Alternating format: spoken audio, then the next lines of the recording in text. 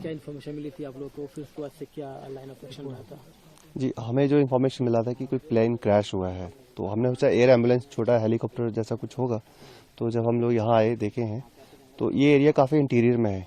आप देखो, कच्चा ट्रैक भी यहाँ से 2 किलोमीटर का 2 किलोमीटर तक तो कोई रोड ही नहीं है। उसके पीछे जो शुरू होता है तो वो पूरा कच्चा ट्रैक है, कोई 5 किलोमीटर का पैच। फिर देन उसके बाद फिर सिमरिया से 15 किलोमीटर के आसपास सिमरिया है।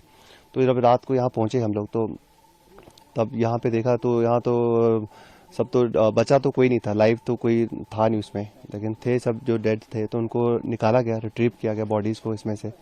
तो क्योंकि मेटालिक बॉडी होती है तो उसमें फंसे हुए थे, पूरी बॉडी जो है उसमें इंटेंगल हो गए थे अंदर की तरफ ही पूरा।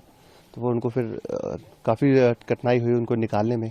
जब निकलते गए तो फिर हम उनको यहाँ से कैरी करने में 2 किलोमीटर वन साइड, हमारे पास स्ट्रेचर भी एक ही थी। रात को हम लोग एक अपने साथ एक स्ट्रेचर ले आए थे एसएसबी की, तो उसी के साथ हमने फिर इनको रेस्क्यू करके हम लोग जो उनको रिट्रीव करके बॉडीज़ को वहाँ तक पहुँचाया है, मेन रोड तक।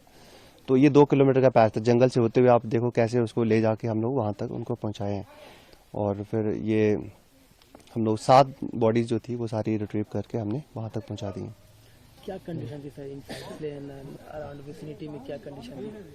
अब प्लेन का कंडीशन, वेसिनिटी का, हम ऐसे तो जंगल है, जंगल के बीच में ये गिरा है, तो यहाँ से तो बस यही है कि हम लोग अगर बचा है जो भी, उसको बच तो कोई पाया नहीं। और उनको रिट्रीव करने में भी हमारी काफ़ी मतलब मुश्किलों का सामना करना पड़ा, क्योंकि बहुत डीप जंगल के अंदर है, फॉरेस्ट के अंदर है। यहाँ पे अकेला चलना बंदे को चलने के लिए भी मुश्किल है, और इस तरह से ये डीप इंटीरियर फॉरेस्ट का पार्ट है, और बुशेस हैं काफ़ी सारे। और इसमें हम लोग रात के टाइम पे जैसे आप मूवमेंट कर रहे हो, रेस्क्यू कर रहे हो, तो उसमें काफ़ी कठिनाई तो था ही। लेकिन ठीक है, हमारे जवान सब डटे रहे और उन्होंने सब बॉडीज़ को निकाला और हॉस्पिटल तक पहुंचाया है अभी।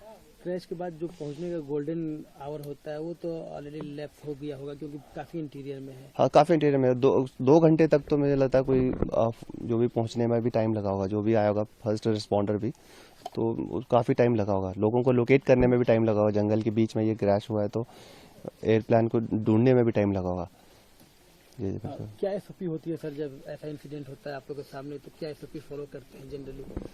देखिए, एसओपी जो हम लोग तो सिर्फ रेस्क्यू और उसके लिए आए हुए थे, रेस्क्यू के लिए जो हमारी रेस्क्यू एसओपी होती है उसी को हम फॉलो कर रहे थे।